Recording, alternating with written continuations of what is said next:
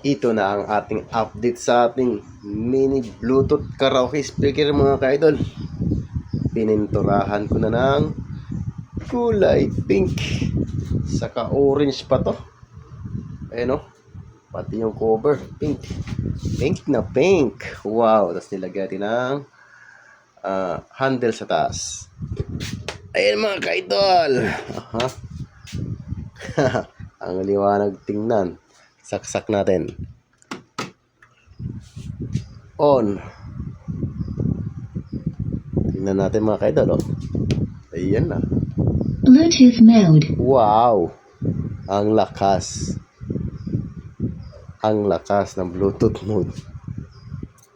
Ayan ang ating update mga ka-idol. Try natin yung microphone natin. Na high-tech na microphone. Ito. Oh, lubat. Lubat mga ka-idol. Huwag na tayong microphone. Ayan na. Ang ating speaker. Pwede na tayo mag-video. Okay. Si Pink speaker.